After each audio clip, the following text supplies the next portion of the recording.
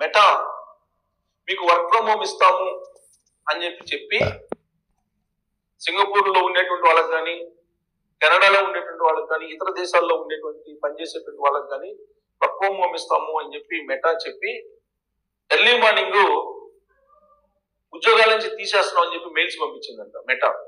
కొన్ని వేల మందికి ఆ విధమైన మెయిల్స్ పంపించిందంట.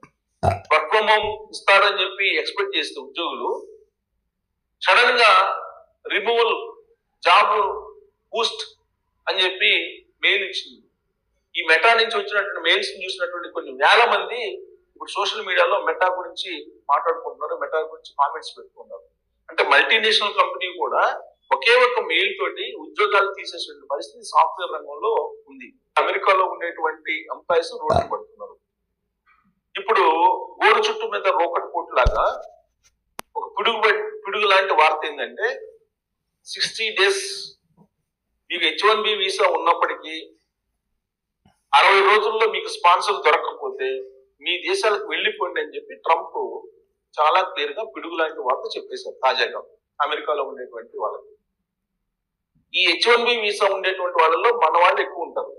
ఉదాహరణకి గత ఏడాది దాదాపు 4 లక్షల మందికి H1B వీసా ఇస్తే దాంట్లో దాదాపు 2,90,000 మంది మన వాళ్ళే ఉన్నారు.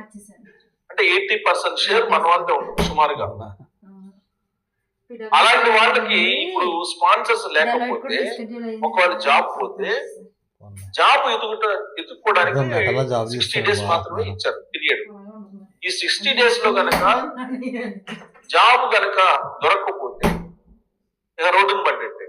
60 days అంటే 2 months, 2 నెలలు. ఈ 2 నెలల్లో జాబ్ వచ్చే పరిస్థితి ఉందా అమెరికాలో?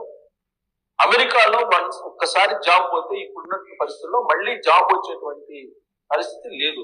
బాంబు లాంటి వార్త